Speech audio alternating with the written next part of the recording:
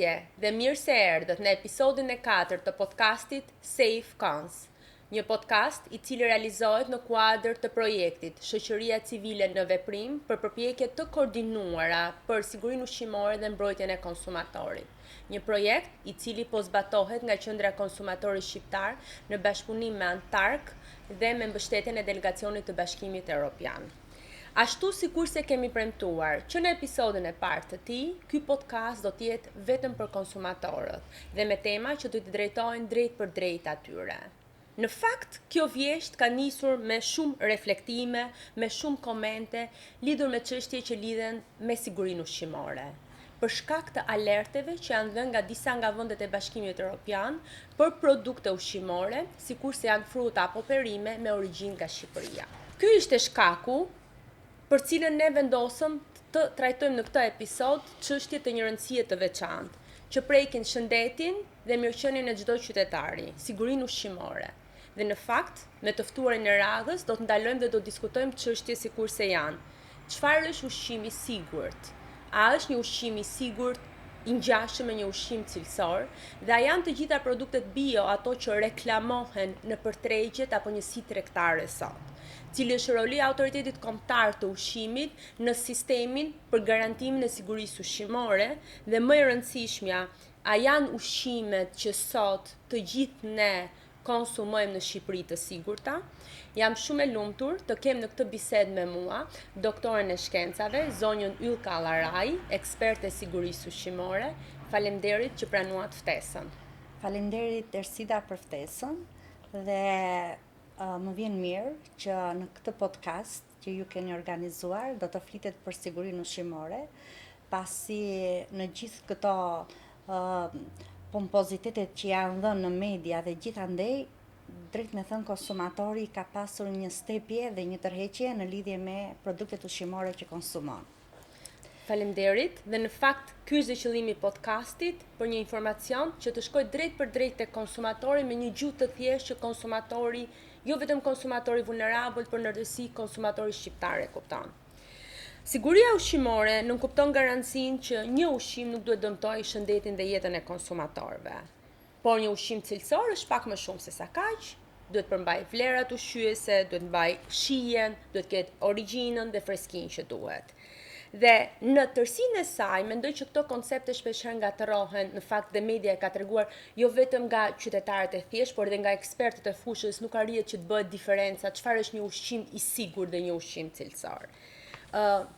Si do ta sqaronit ju për publikun e thjeshtë këto dy koncepte dhe çfarë thot legjislacioni në fakt?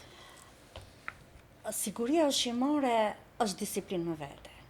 Jo kushdo mund të flasë për sigurinë ushqimore, pasi siguria ushqimore është një çështje kombëtare, sepse është e lidhur drejt për drejt me shëndetin e konsumatorit. Ashtu si edhe ju e përmendët, produktet ushqimore i kategorizojnë në produkte të sigurta dhe produkte cilësore.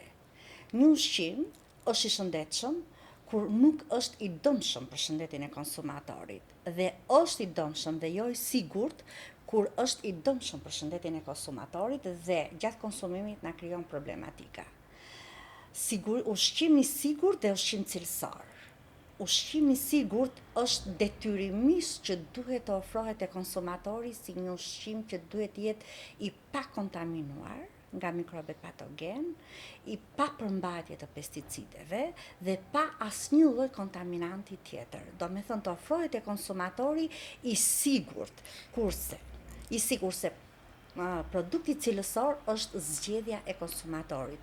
Përpose duhet të jetë i freskët dhe në cilësitë e tij organoleptike, ai në përmbajtjen e cilësisë hyn për shembull edhe nëse një produkt ka pjesën cilësore të produktit, siç mund të ketë me përqendrim të lartë apo të ulët kripe, me lënë të thatë të ulët, apo do me thënë gjëra cilësore të produktit, që këtu hin zgjedhja e konsumatorit, dhe në produktet cilësore është mënyra se si e zgjedh konsumatori, kurse në produkt të sigurt është detyrim ligjor i autoriteteve kompetente të afrojnë te konsumatori një produkt të sigurt. Pra, një produkt cilësor është gjithmonë i sigurt?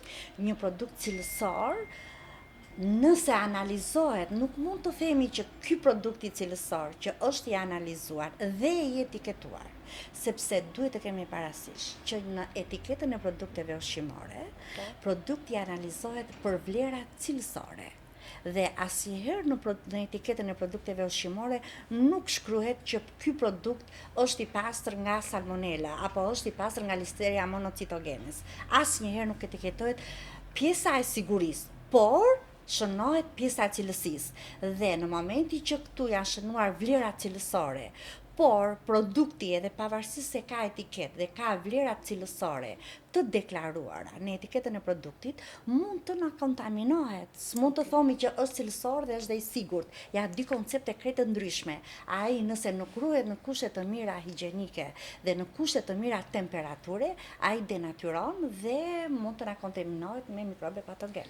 Pra, kjo do të thotë që konsumatorët, në momentin që lexojnë etiketat, mundet vetëm të konstatojnë elementët cilësor, por nuk mundet të pra nuk kanë garanci për sigurinë e produkteve. Ju përmendët 2-3 herë termin kontaminim. Meqenëse se në fakt është një podcast që drejtohet të gjithë konsumatorëve, të gjithë qytetarëve, në një gjuhë më të thjeshtë për të zbritur deri dhe tek fëmijët që mund na ndjekin në këtë podcast për të marrë informacion, çfarë do kuptojnë? Ersita, konsumatori neve kemi nga niveli më i ulët, që nuk ka një informim të plot, dhe deri tek niveli më i lartë, që mund të jenë profesor apo akademik, që kanë të njohuri nga pjesa e sigurisë ushqimore. Konsumatori vetë duhet të ndërgjegjësohet për mënyrën se si e blen produktin. Produkti ka pasaportin që është etiketa. Dhe në këtë etiketë, shpesh herë konsumatorët shohin vetëm afatin e përdorimit, që është data e skadencës. Por në etiket ka edhe elemente të tjerë. Dhe aty janë të specifikuara të gjitha elementët dhe do thosha që prej disa vitesh që në etiketën e produktit janë specifikuar edhe vlerat energjetike, proteinike, ushqimore dhe alergenet. Kjo është një element shumë i rëndësishëm për konsumatorin. Konsumatori duhet ta shikojë në etiketën e produktit sepse bazuar në VKM 434 të etiketimit të produkteve ushqimore dhe informimin e konsumatorit, që është detyrim ligjor, këto lloj alergentësh është detyrim ligjor që të bëhen me një simbol sinjal identifikues, për shembull me bold apo me një shkrim tjetër apo më të madh nga çfarë është vëmendjen e konsumatorëve dhe të hyjë te grupi i alergentëve, sepse shumë konsumator mund të jenë alergen nga ky produkt. Por, përpos kësaja, konsumatori duhet që të blej produkte ushqimore në operator të biznesit ushqimor që kanë targetin që kontrollohen nga institucionet dhe autoritetet kompetente. Dhe në momenti që hyjnë sepse konsumatori hyn vetëm te pjesa tregtuese, sepse pjesa e kontrollit atje ku prodhohet dhe përpunohet hyn në pjesa institucionale që janë trupat inspektuese. Dhe ai duhet të shikojë kushtet higjienike të një subjekti në një subjekt dhe shikon si është ky subjekt. Kushtet higjienike sepse mënyra e ruajtjes së produkteve ushqimore në kushte të papërshtatshme higjieno-sanitare bën që të janë burim kontaminimi i produkteve ushqimore, veçanërisht ato me origjinë shtatësore, por edhe të gjitha produktet ushqimore të tjera.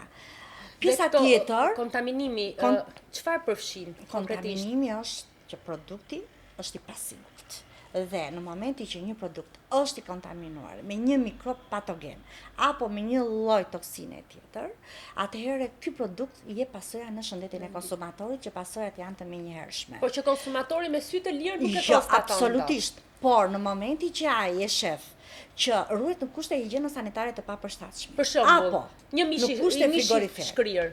Mishi i shkrir ta jep që në impaktin e parë. Shiko, produkti që denatyrohet ta jepi atë që në impaktin e parë që e blen konsumatori. Ngjyra apo jo? Ngjyra po, konsistenca, aroma që është e menjëhershme, sidomos të thashë produktet me origjinë shtatësore, mishi, peshku, qumshti, janë tipike karakteristike që se janë cilësitë e tyre organoleptike që denatyrohen dhe konsumatori duhet i di këto, i di dhe konsumatori i thjesht që ngjyra e mishit normal është në rost të përpurt, po u bë ma vi dhe manushaqe, ai nuk është ruajtur në kushte të mira temperature, sepse produktet në origjinë shtazore, kriteri bazë i tyre duhet që të ruhen në kushte të mira temperature. Ai ndoshta e ka higjienën e ambientit aty të përshtatshme, por mënyra se si e ruan në ambientet frigoriferike, edhe kjo ka një vëmendje të veçantë. Ai duhet ta ruaj. Kjo është për konsumatorin dhe për operatorët. Se ndoshta konsumatori nuk e shikon, por supermarketet ushqimore dhe marketet, po të vësh re ka të gjithë frigorifer mural. Edhe në këto frigorifer mural, ata mbajnë produktet ushqimore që prishen dhe kanë një afat të shkurtër përdorimi. Dhe ata duhet të dinë që produktet ushqimore ruhen në kushte freskuese dhe në kushte ngrirëse. Në kushte freskuese është 0 deri në 4 gradë, maksimumi 6 gradë. Dhe në mënyrë kategorike nuk ruhen më shumë. Kam një pyetje, se në fakt po dalim nga ajo që kisha menduar si diskutim për të bërë bashkë, por meqense nga informacioni që ju po na jepni, ndërkohë më vjen dhe pyetje qoftë nga eksperjenca e organizatës, por edhe si një konsumatore. Gjatë verës, për shembull, kemi konstatuar frigorifer, kam vënë re frigorifer të cilët janë të hapur. Pra, a është kjo normale? Le të themi, për shumë një derë frigorifer, qoftë edhe për, më lejo të them edhe për pije me gaz, ose ujë, apo limonata, qoftë edhe vetë tregtari ka mbështypjen dhe kostot ekstra, ose në rastin e kryesisht për shembull për kosin, gjalpin, produktet e sallamit, kam vënë re që ka supermarketet, cilat janë rrjet supermarketesh, të cilat kanë frigorifer të hapur. A realizon kjo atë për cilën ju po flisni?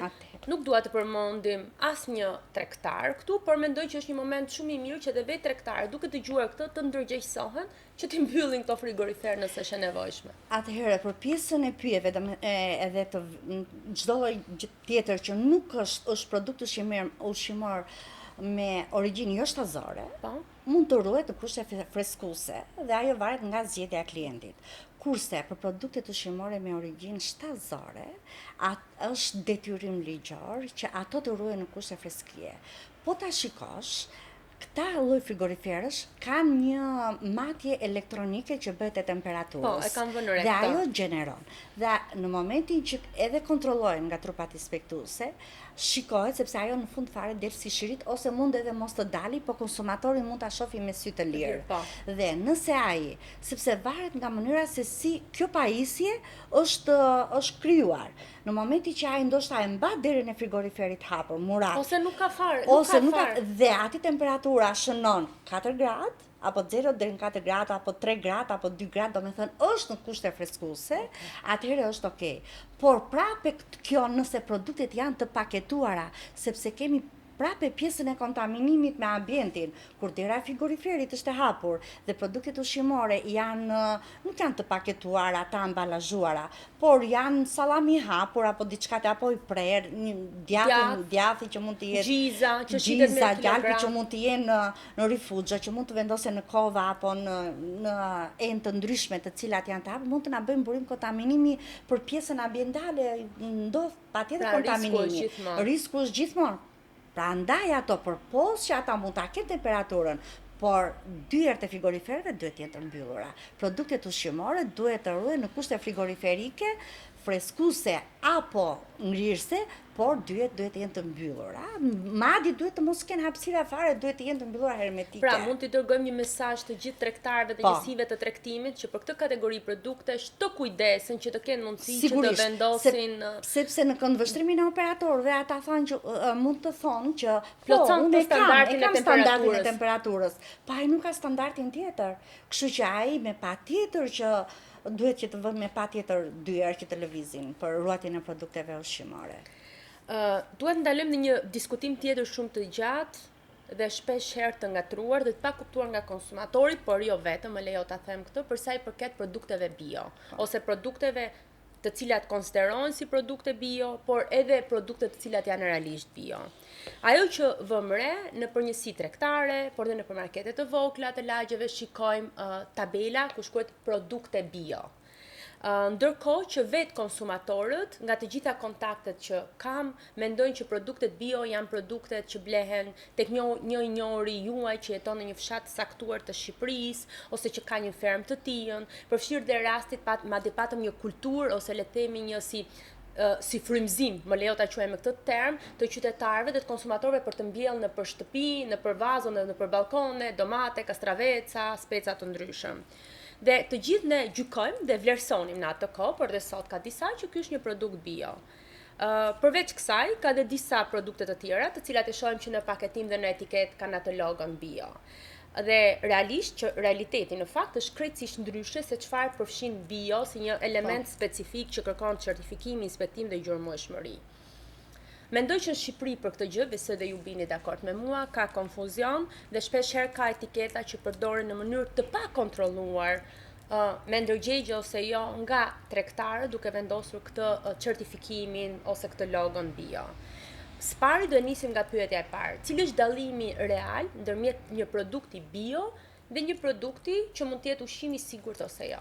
Atëherë, shumë e vërtet, pyetje me vend, dhe kjo pothuajse tek të gjithë konsumatorët fokusohen që një produkt i cili ndoshta edhe këta pjesa tregtuese e këtyre fshatarëve që tregtojnë në rrugë që në mënyrë kategorike unë dua të sensibilizoj konsumatorin nga ky podcasti jo dhe kjo dritarja jote Ersida, që në mënyrë kategorike mos të blej produkte rruge, sepse ato janë në mentalitetin e tyre ata mendojnë se janë produkte bio, por në fakt nuk kanë lidhje fare me bio. Produktet bio e para njëherë që ta marrin të kjo pjesa që the që në impaktin e parë, kur e shef si mund ta bësh dallimin e një produkti bio dhe një produkti tradicional dhe një produkti natyral. Atëherë produkti bio kur tregtohet ka etiket dhe është i specifikuar si produkt organik bio. Dhe ka dhe një kosto më të lartë. Normale. Produktet bio janë produktet të cilat certifikohen nga trupa private, të cilat mund të jenë kombëtare ose ndërkombëtare. Këto produkte bio konsiderohen produkte që nga toka, do me thonë, toka nuk duhet të jetë e trajtuar me plera kimike, por me plera organike. Fruti apo produkti, fruti të mos jetë i trajtuar me pesticide, me kimikate, mos të ketë trajtime për fungicide, për çdo lloj trajtimi kimik që mund të bëhet, zero, të mos ketë. Apo për produktet me origjinë shtazore, kafshët të mos të jenë të trajtuara me antibiotik apo me ndonjë medikament tjetër, sepse kalon në mënyrë kategorike që kalon te produkti. Dhe këto produkte bio, në momenti që ndiqen, nuk mund të certifikosh një produkt bio për një herë të shkuar. Jo. Ka kritere dhe kriteret janë shumë të forta, me analiza, me standarde të Bashkimit Evropian. Dhe në momenti që ky produkt merr certifikatën bio, atëherë përpose e merr këtë certifikatën bio nga trupa certifikuese. Dhe këto trupa certifikuese janë të njohura dhe janë me standarde europiane, lista e këtyre operatorëve është edhe në ministri. Dhe përpos kësaja, në produktin përfundimtar vendoset logoja. Dhe logoja është e përcaktuar që ky produkt ka ose në një shenjë identifikues ose logon EU që është produkt organik dhe është i certifikuar nga trupa të besueshme. Dhe pasi certifikohet produkti, nuk mbaron këtu, sepse ai mbahet në mbikëqyrje të vazhdueshme. Nga këto trupa certifikuese e kanë detyrim ligjor këto që produktin bio ta mbajnë në mbikëqyrje edhe kur del në treg, dhe normale që janë edhe më të shtrenjta. Pra nuk merret me një herë. Absolutisht. Pra viti i parë i prodhimit ose në lotin e parë të prodhimit. Bëhet studim i thelluar që nga toka, pleërime, të gjitha dhe deri te produkti përfundimtar, te trajtimi dhe tek të gjitha problematike. Përfshirë të gjitha gjërat. Të gjitha gjërat. Dhe është një proces i vazhdueshëm. Monitorimi nga institucionet publike. Ndërsa produktet tradicionale mund të jep jo domosdoshmërisht janë bio, sepse ato mund të jenë të trajtuara me kimikate për rritje, do me thënë, janë tradicionale, që rriten në fusha tek fermerët, por gjatë kohës rritjes dhe zhvillimit, ato janë trajtuar. Dhe në momenti që janë trajtuar, produkti që na vjen mund të jetë produkt tradicional i një zone, i një krahine, do me thënë është pjesa e territorit gjeografik dhe e origjinës, por që ky operatori, ky produkt është i trajtuar. Ai mund të jetë i trajtuar. Por mund të jetë i sigurt. Sepse mos e trembën konsumatorin. Nuk ka lidhje me pasigurinë këtu. Do me thënë, mund të jetë një produkti bio, është i patrajtuar me kimikate, me OMG që janë kryesore, me antibiotik për produktet me origjinë shtazore, kurse produktet tradicionale janë të certifikuara, por mund të jenë të trajtuara. Bio të ka në mënyrë kategorike, kurse siguria është tjetër gjë. Siguria këtu nuk i cënon këto dy produkte. Vetëm janë ato që parashtruan më lart që mund të cënojnë sigurinë e produktit. Po, ju keni konstatuar ose keni vënë re që ka në fakt një sër biznesesh ose një si tregtimi që vën këtë tabelën produkte bio. Dhe unë mendoj që kjo sjell një keq informim, një disinformim, dhe nga ana tjetër dëmton dhe sjelljen e konsumatorit. Sepse për të gjitha faktorët që ju treguat, edhe eksperjenca ka thënë që pikërisht produktet bio kanë një çmim më të lartë se sa produktet e tjera. Kostoja, është kostoja më e lartë. Ka kosto më të lartë. Si është situata për bizneset në Shqipëri? Shiko, këto operatorë të biznesit ushqimor që hedhin në treg produkte bio dhe produkte tradicionale ka një regjistër që është në Ministrinë e Bujqësisë, sepse pjesën politik bërëse është Ministria e Bujqësisë, madje ka kaluar në parlamentin e kaluar, kaloi edhe ligji bioorganik për këto produktet bio, që është specifikuar qartë. Në dijenin time, unë di që është bërë një jo se sibilizim, po një dalje trupa inspektuese, një krefje e gjithë pjesës së terrenit, ku ka patur tabela që kanë vënë produkte bio dhe janë detyruar operatorët që t'i heqin këto tabela. Dhe madje ka penalitete, janë të përcaktuara në pjesën legjislative, ka penalitete sepse kjo hyn te mashtrimi i konsumatorit. Domethënë mashtrohet konsumatori me një tabelë që është produkt bio dhe në fakt nuk është produkt bio, s'ka lidhje fare me bio. Pra, konsumatorët duhet jeni të kujdesshëm, por jo vetëm, dhe tregtarët, të gjithë ata të cilët tregtojnë produkte bio, duhet të plotësojnë këto standarde, njëkohësisht ky produkt së bashku me tregtarin dhe njësinë e tregtimit të jenë të regjistruar në këtë regjistrin që mban Ministria e Bujqësisë në Shqipëri. Shumë faleminderit, i gjithë informacioni tani ka qenë shumë i vyer dhe në fakt po shkojmë në të njëjtën kohë paralelisht dhe tek tregtari dhe tek konsumatori, sepse janë të dyja të ndërthurura. S'mund të kuptohen pa njëri tjetrin. Dhe një nga elementet më të rëndësishëm të gjithë zinxhirit të sigurisë ushqimore është sigurisht kontrolli institucional. Dhe rolin kryesor politik bërës ju e përmendët është Ministria e Bujqësisë dhe Zhvillimit Rural, ndërsa për sa i përket pjesës teknike dhe zbatuese, pra institucioni kryesor që garanton sigurinë ushqimore është Autoriteti Kombëtar i Ushqimit, i cili përbëhet nga 12 drejtori rajonale dhe sot ka 7 laboratorë. 7 laboratorë. Rajonal së bashku me një sektor që është sektori i laboratorëve në drejtorinë e përgjithshme. Në drejtorinë e përgjithshme, pra në Autoritetin Kombëtar të Ushqimit. Dhe sigurisht është dhe ISUVI si një laborator reference. Dhe në fakt prezumohet që Autoriteti Kombëtar i Ushqimit duhet të ndjek zinxhirin e kontrollit tërësisht nga ferma në tryezë. Këtu është edhe kjo pjesa që ngërçit institucional që do bëhet kjo në kuadër të ribashkimit të institucioneve, referuar ligjit të ri të inspektimit që ka dalë, që ka hyrë në fuqi në maj. Dhe në kuadër të ristrukturimit institucional të inspektoriateve është edhe kjo pjesa funksionale e zinxhirit nga ferma në tavolinë, sepse aktualisht e kemi të ndara. Do me thonë, fermën e ka AKVMB-ja, Autoriteti Kombëtar i Veterinarisë dhe Mbrojtjes së Bimëve, dhe pjesën e produktit e ka Autoriteti Kombëtar i Ushqimit. Pra është shumë e nevojshme, besoj ta theksojmë këtë për të gjithë ata që na ndjekin, që zinxhiri është i ndërprer. Dhe ndërprerja kërkon një bashkëpunim dhe një vullnet shumë të madh politik dhe ndërinstitucional në mënyrë që të shkojë deri në fund produkti i sigurt. Laboratorët e Autoritetit Kombëtar të Ushqimit, por që po konsideroj këtu dhe laboratorët rajonal, duhet kryejnë analiza të ndryshme për pesticide, metale të rënda, besoj, mikroorganizma. Nga ana tjetër kemi sistemin RASF, që është rrjeti i shpejtë i alarmit për ushqimin, që është një mekanizëm që funksionon në Bashkimin Evropian, ku Shqipëria merr njoftime shumë shpesh nga ky sistem në lidhje me produktet, të cilat nuk janë produkte të sigurta. Në gjykimin personal, mendoj që ka nevojë dhe kemi shumë sfida të mëdha dhe ka nevojë dhe për informim dhe komunikim të drejtë për drejtë me qytetarët, ka sfida për sa i përket gjurmëshmërisë, po edhe për sa i përket kapaciteteve laboratorike, ku në fakt është afirmuar në të gjitha progres raportet e Bashkimit Evropian për sa i përket kapitullit 12 që është siguria ushqimore. Ku mund ta nisim këtë pyetje? Nisim me cilat janë pikat më të forta dhe pikat më të dobta të këtij sistemi ose vetë Autoritetit Kombëtar të Ushqimit. Në eksperiencën tuaj si ekspert e sigurisë ushqimore.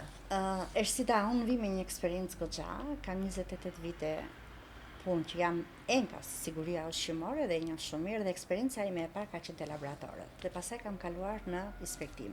Unë nuk e konsideroj asnjëherë në të gjitha praktikat e mia të inspektimit, një produkt nuk mund ta konsideroja të pasigurt pa e analizuar. Shpesh mund ta shohësh një produkt që nuk ruhet në kushte të përshtatshme dhe thua po ky është i pasigurt, por jo, është analiza laboratorike ajo që e konfirmon nëse ky produkti është i kontaminuar apo nuk është i kontaminuar. Pra mund t'i dërgojmë dhe një mesazh media sepse unë kam shumë të rëndësishme mënyrën e komunikimit me qytetarët. Pra, një alarm, shpeshherë mungesë informacioni ose një alarm fallc ose një produkt pa bërë analiza nuk mund të deklarohet i kontaminuar ose jo i sigurt. Sepse mikrobi nuk mund të shihet me sy të lirë. Po nuk kaloi në procese dhe metodat analitike, ai nuk mund të konsiderohet i pasigurt, se nuk mundesh, është e pamundur.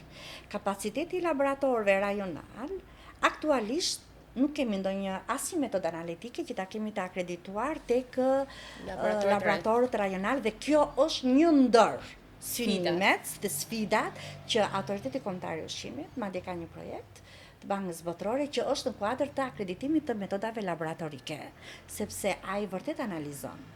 Por ai nuk arrin dot të bëjë një konfirmim biokimik për disa tregues, siç është për shembull salmonela apo Listeria monocytogenes, që ta çojë deri në fund për të bërë serotipizimin e mikrobit patogen. Dhe këtë e çojmë tek qendra referencës që i ka metoda të akredituara. Dhe kjo, ju ka më fal që ndërpres se disa janë terma teknik dhe disa janë terma. Dhe kjo çfarë bën? Bën që është pastaj e vështirë situata që të bllokohet produkti, sepse mund të ndodhë që tregtari për shkak sepse metoda nuk është akredituar pra vendimin e inspektorit apadis në gjykatë dhe të marrë dëm shpërblim? Në momentin që laboratori rajonal e analizon produktin dhe e çon deri, domethënë arrin ta identifikoj si salmonel. Pra e konstaton, por nuk arrin ta tipizoj. Ta serotipizoj, ai e ka detyrim ligjor që e çon tek qendra referencës. Tek ISUV. Po, se e ka të përcaktuar në ligjin e ushqimit dhe ai e çon tek ISUV. Dhe është Instituti i Sigurisë Ushqimore dhe Veterinarisë që e konfirmon që është ky mikropatogen dhe menjëherë me marrjen e konfirmimit, ai konsiderohet alert, trupat inspektuese hidhen në terren dhe ajo që është kryesore është gjurmëshmëria dhe heqja e produktit nga tregu në mënyrë urgjente. Madje nuk ora, gjysmore, minuti është i shtrenjtë. Me thënë, në mënyrë të menjëhershme, trupat inspektuese pra të drejtori rajonale ku është alerti, shkojnë në terren, bëhet tërheqja e produktit nga tregu, bllokimi i produktit dhe pastaj azgjësimi i tij në bashkëpunim me Inspektoratin e Mjedisit, që destin në procedura janë procedura teknike dhe ligjore që janë të përcaktuara në ligj. Po këtu vetëm dua të ndaloj sepse është folur për gjatë kësaj vere, por jo vetëm. Gjithmonë siguria ushqimore është objekt i diskutimeve dhe i medias dhe shpeshherë përdoret në fakt nga media edhe si moment për të bërë pak zhurmë mediatike. Kur ka dyshime të arsyeshme, se këto po mendojmë që inspektorët rajonal kanë dyshime të arsyeshme për këtë gjë. Çfarë ndodh? E bllokojnë produktin për cilin kanë dyshime apo e lënë që të tregtohet i lirë? Është shumë e rëndësishme të sqarohet kjo për konsumatorin. Atëherë, trupat inspektuese në momentin Pasi ju vjen një alert, ata e menaxhojnë alertin deri në fund sepse kanë edhe pjesën e drejtorisë së përgjithshme që mbykëqyren. Dhe s'ka shans që ata mos ta çojnë me të gjitha çfarë përmban një produkt i kontaminuar apo jo i sigurt për konsumatorin me destinacion asgjësimin dhe Po flasim për alerte që na vijnë nga jashtë. Kurse në një kontroll zyrtar rutin. Po. Që trupat inspektuese vënë në një operator të biznesit ushqimor dhe dyshojnë e kanë taksative me ligj që këta janë të detyruar që në momentin e dyshimit të marrin kampion dhe të analizojnë për atë të treguar çfarë dyshojnë ata. Dhe produkti çfarë ndodh? Produkti në momentin që ata dyshojnë që ky produkt mund të jetë i kontaminuar, përsëri taksative e kanë detyrim ligjor që ta bllokojnë këtë produkt deri në ndaljen e rezultatit të analizës. Pra tregtarit nuk i lejohet që ta tregtojnë. Po, në momentin që inspektorit i lindin ndyshime se produkti bllokohet edhe kur e kemi rastin, po kur e kemi një raport analize, por edhe në rastin e dyshimeve, trupat inspektuese normale që e bllokojnë deri në ndaljen e rezultatit të analizave kur ata konstatojnë që ky produkt mund të jetë i kontaminuar apo shohin një shpërbërje të produktit, një denatyrim të produktit, çfarë do lloj gjëje që mund të shohin ata që mendojnë se i ulin dyshimi që ky produkt nuk është i sigurt, gjithmonë që nuk është i sigurt për konsumatorin, ata janë të detyruar të marrin kampion, të analizojnë, ta bllokojnë dhe pastaj me daljen e rezultatit të kryejnë veprimet e njëpasnjëshme pastaj, ose ta zhbllokojnë produktin e të hidhet në treg, ose ta kalojnë për rastësi. Ky ishte një nga pikat e dobta. Në një pikë tjetër të dobët që vije të reke në tërësi zinxhiri i sigurisë ushqimore, çfarë mund të diskutojmë? Burimet njerëzore, eksperienca, ekspertiza, sepse shpesh herë në fakt në çdo institucion duhet të ruhet ajo që quhet memoria institucionale ose ata që janë inspektor të vjetër që kanë eksperiencë, por dhe pranimin e të rinjve, sepse dhe të rinjve sigurisht. Unë do thosha që ashtu siç e thash, siguria ushqimore është art. Është disiplinë në vete, jo kushdo mund të punoj. Dhe ajo që unë do thoshe dhe do fokusohesha dhe këtë kam nga eksperienca ime, duhet që agronomi të mos shkojnë në thertore, por të shkoj veterineri. Dhe veterineri të mos shkoj tek një operator i biznesit ushqimor që nuk është e fushës së tij, sepse kjo ka ndodhur ndër vite. Duhet që secili sipas formimit që ka, duhet të shkojë tek operatorët e biznesit ushqimor të fushës së vet. Produktet me origjinë shtazore janë më me risk. Ato japin janë të predispozuara për vetë përbërjen e tyre proteinike dhe yndyrore që të na kontaminohen më shpejt. Dhe këtu patjetër që duhet të vendoset një specialist që e njeh këtë fushë. Operatorët e biznesit ushqimor që kërkojnë teknolog duhet të shkojnë ata inspektorë që kanë këtë formim. Mos të shkojnë inspektorë që se kanë fare haberin në operatorët e biznesit ushqimor që nuk e njohin fare dhe s'kan fare sepse operatorët e biznesit ushqimor sot janë goxha të konsoliduar. Dhe ata vetë bëjnë atë diferencën mes trupave inspektuese. Kështu që kjo është nga ana tjetër trupat inspektuese duhet ta bëjnë inspektimin sipas rregullave, procedurave, gjithë sepse mund të ndodhë që pas marrjes së masës, meqense këto janë operatorë të biznesit, të cilët janë të konsoliduar, kanë kompetenca njerëzore, financiare dhe ligjore që më pas mund të padisin, dhe të kundërshtojnë aktin e inspektimit. Shiko, pranimi i trupave inspektuese nuk është të bërë se s'ka kaluar një filtr këta e kanë kaluar dhe janë testuar nga Inspektorati Qendror, që sot është Inspektorati i Përgjithshëm me ligjin e ri që ka hyrë në fuqi. Dhe këta e kanë kaluar një filtr në këtë komisionin, por problemi është që nuk është problemi se këta dalin në terren, kalojnë pjesën ligjore, e kalojnë edhe testin. Problemi është që në gjenerimin e autorizimit që bëhet për operatorët e biznesit ushqimor, shkojnë trup inspektuese në operator që ata nuk e njohin fare atë fushë. Pra, çdo inspektor i rekomandojmë që të shkojë për inspektim në varësi të fushës së tij. Inspektori, këtë e vendos krye-inspektori. Krye-inspektorët rajonal duhet që në momentin e gjenerimit të autorizimit, se bëhet nga krye-inspektorët, duhet që në operator të biznesit ushqimor, të cilat janë specifik, duhet të vënë trupa inspektuese që janë enkas për këtë gjë. Si funksionon sistemi i paralajmërimeve, i alerteve që na vinë nga jashtë, por edhe i produkteve të cilat importohen. Po. Pra, kemi këto inspektorët në pikat doganore, dhe në pikat kufitare, një shumë shkurt, por gjithmonë për të shkuar drejt konsumatorit dhe për deri diku edhe për t'i garantuar, për t'i thënë që për te alarmeve dhe për te njoftimeve që bëjmë, në fakt nuk është se produktet janë në këtë gjendje që alarmohen. Jo, absolutisht jo. Ersida, ju përmend më përpara sistemi RASF. Është edhe Infosani që është për alertet mbarbotrore. Në drejtorinë e përgjithshme është atashuar enkas në sektori aktivitetit shkencor që i menaxhon të gjitha alertet. Dhe neve kemi alerte që na vinë edhe nga sistemi RAS, nga vendet e BE-s, vendet europiane, por kemi dhe alerte që japim neve që nga produktet që janë importuar, konstatojmë një problematik dhe e japim alert. Kjo është pjesa e produkteve që hynë në Shqipëri që na vjen nga alerte që vinë nga këto sisteme. Por Autoritetin Kombëtar i Ushqimit ka edhe pjesën e inspektorëve që janë në pikat e inspektimit kufitar. Në këto pika, këta janë, do me thonë, nuk ndodh që të kaloj asnjë ngarkesë, asnjë produkt ushqimor që të mos kaloj në filtrin e këtyre. Dhe ata kontrollojnë dokumentacionin. Do me thënë, produkti ushqimor që vjen nga një vend importohet në vendin tonë, kontrollohet nga trupat inspektuese që janë në pikat e inspektimit kufitar dhe kontrollohet pjesa e dokumentacionit. Do me thënë, produkti duhet të jetë i shoqëruar dhe i analizuar një tregus analitik për çfarë është specifike për secilin produkt. Dhe këtu duhet të kemi parasysh në pjesën importuese dhe eksportuese janë kriteret që vendosin të dyja palët. Do me thënë, pra, dhe vendi origjinës dhe vendi ku do të tregtohet. Vërtet që neve duhet në fokus është ligji shqiptar, që është ligji i inspektimit, por vendet bëjnë edhe marrëveshje dypalshe. Për shembull, Kosova, Kroacia ka kriteret e veta, nëse Kroacia ka këtë kriter, nuk e ka Serbia, nuk e ka Malizi, apo nuk e ka një vend tjetër. Do me thënë, janë kritere specifike, ashtu si që kemi edhe neve për vendet për produktet ushqimore që importojnë, nga vendet neve kemi këtë kriter për këtë produkt që duhet ta ketë, nëse se ka kthehet ngarkesa.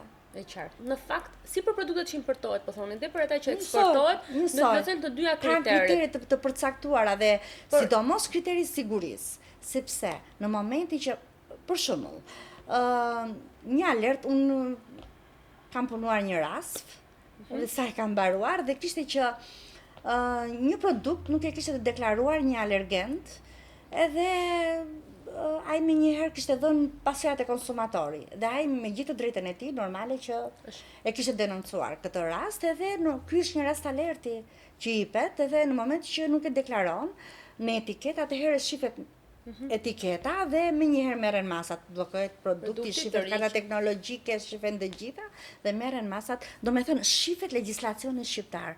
Legjislacioni shqiptar është bazë. Pastaj përpos kësaj gjithmonë legjislacioni shqiptar në fokus që ka një produkt të sigurt për konsumatorin, që të mos na dëmtojë shëndetin e konsumatorit shqiptar dhe europian.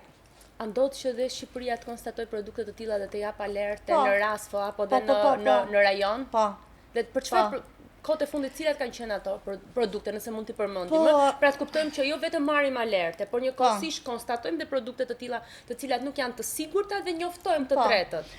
Por konsumatori, shiko, inspektori vërtet Ersida është konsumatori. Dhe sepse një trup inspektuese nëse hin në një operator të biznesit ushqimor, nuk arrin dot që të kapi gama e produkteve ushqimore shumë e madhe, është 2000-3000 artikuj. Dhe ora e këtij orari është i kufizuar sepse ai ka 2 operator dhe e ka që për 4 ora ai nuk arrin dot dhe e bën në mënyrë spontane. Por konsumatori mund ta blejë, mund ta shohë një produkt dhe ai produkt mund të ketë një problematik. Për shembull, ka rezultuar që në çokoladata mund të ketë metal, mund të ketë një lëndë të huaj këto, plastik, dhe këto të gjitha janë bërë që kanë ardhur nga vendet e BE-s, dhe këto janë dhënë të gjitha sistemit të RAS dhe janë dhënë alerte edhe nga dhe në Shqipëri, dhe produktet janë tërhequr. Po, sigurisht që po, që ka patur. Kështu është e dyanshme kjo. Po cilat janë produktet që ka konstatuar Autoriteti Kombëtar i Ushqimit kohët e fundit, për shembull nëse përmendim? Po, zakonisht produktet me origjinë shtatëzore, tek këto biskota që mund të ketë I kemi konstatuar ne dhe kemi njoftuar të tretët.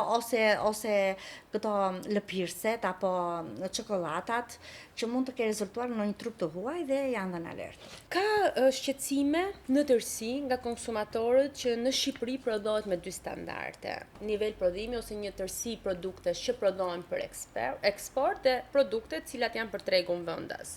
Nën frymën ose le të themi nën atë mentalitetin që produktet që ne konsumojmë janë më pak të sigurta se sa produkte të cilat do të shiten apo do të tregtohen apo kanë destinacion vendet e Bashkimit Evropian.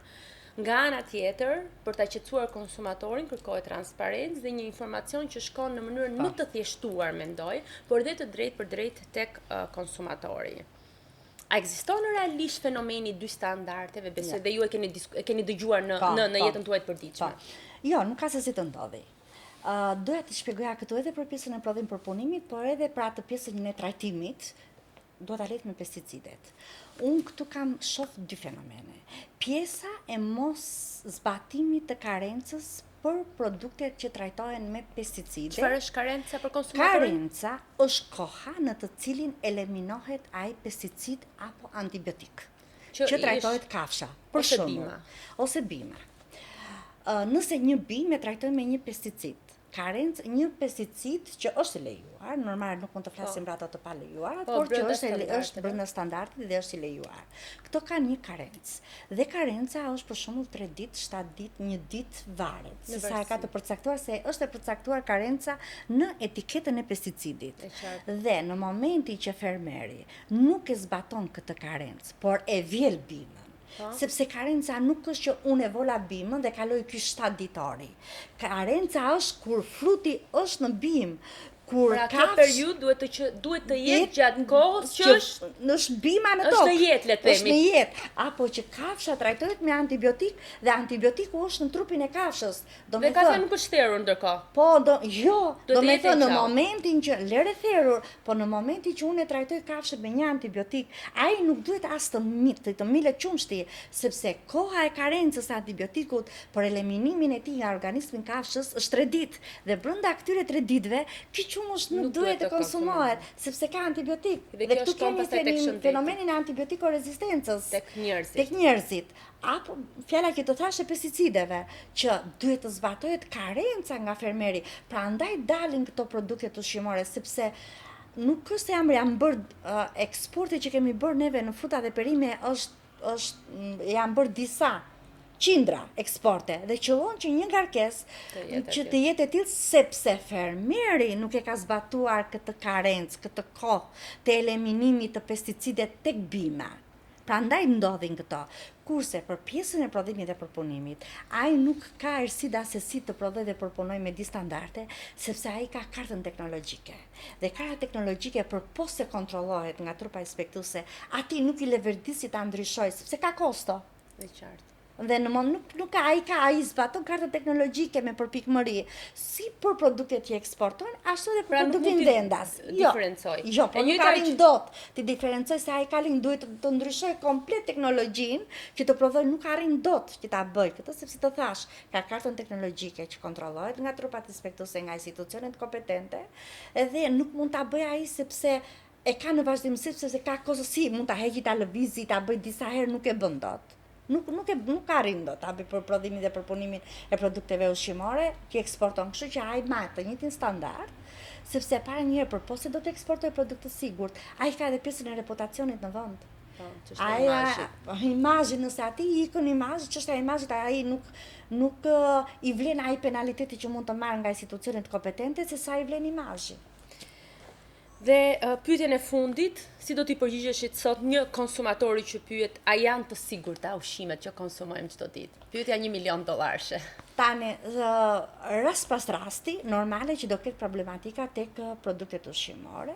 Ato mund të ndodhi që të jenë të kontaminuara, mund të ndodhi që të jenë të sigurta, dhe kjo varet nga shumë mënyra se si ruhen dhe trajtohen produktet ushqimore.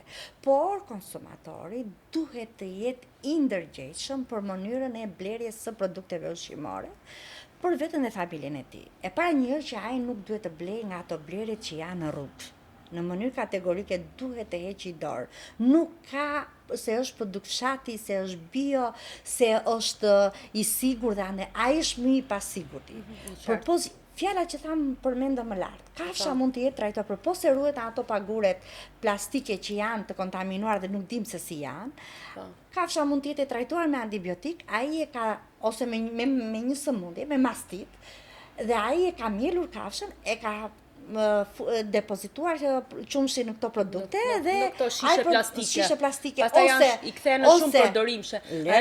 Është interesante se shishet e një që janë përdorur për një lëng pije me gaz apo një pije tjetër, përdoren gjithashtu dhe për qumshtin. Për çdo gjëje, ose mund të ketë kafsha mund të na jetë mbarse me sëmundjen me brucelozë, që është një sëmundje zoonotike me shumë risk për konsumatorin. Dhe në momentin që konstaton që një produkt ushqimor është i papërshtatshëm për të blerë nga ana e tij, Autoriteti Kombëtar i Ushqimit ka numrin jeshil, ka website-in, ka mënyrat e tjera, ka emailin zyrtar, ka info@aku.gov.al që ai mund të sjellë denoncime të pafundme pranë Autoritetit Kombëtar të Ushqimit. Aty është atashuar edhe zyra e komunikimit, që kjo zyrë qëndron e hapur deri brenda orarit zyrtar, por jo se nuk mbyqyren dhe shifen emailët të gjitha që vijnë. Dhe në momentin që ai të denoncoj menjëherë për çdo parregullsi që ai mendon se ky produkt ushqimor është i dëmshëm për të konsumuar. Pra, siguria ushqimore nuk është vetëm përgjegjësi e institucioneve, konsumatori ka dhe duhet të luajë një rol shumë aktiv. Konsumator, kontrolloni etiketat, kërkoni informacion, bëni pyetje dhe ankime dhe denoncime. Në të gjitha rastet kur keni dyshimet tuaja, ankoni pranë Autoritetit Kombëtar të Ushqimit dhe autoriteti do ta trajtojë ankesën tuaj. Kujdes, një ushqim i sigurt është një drejtë themelore dhe lidhet drejt për drejt me shëndetin tuaj dhe me shëndetin e familjes suaj. Zonja Llaraj, ju falenderoj shumë që ishit sot në këtë podcast për të gjithë informacionin që na dhat dhe kam nevojë dhe për një mesazh të fundit për konsumatorët nga ana juaj. Konsumatori duhet të ndërgjegjësohet vetë për mënyrën e blerjes së produkteve ushqimore. Përpos se institucionet kompetente kanë pjesën e vet, inspektori i vërtet është konsumatori. Në fakt fjalia është shumë e bukur, inspektori i vërtet është konsumatori, një fjali cilën unë në një formë tjetër e them gjithmonë. Ky podcast realizohet në kuadër të projektit Shoqëria Civile në Veprim për përpjekje të koordinuara për sigurinë ushqimore dhe mbrojtjen e konsumatorit, që po zbatohet nga Qendra Konsumatori Shqiptar dhe Antark me mbështetjen e Delegacionit Bashkimit Evropian. Faleminderit që na ndoqët dhe mos harroni, një konsumator i informuar është gjithmonë një konsumator i mbrojtur.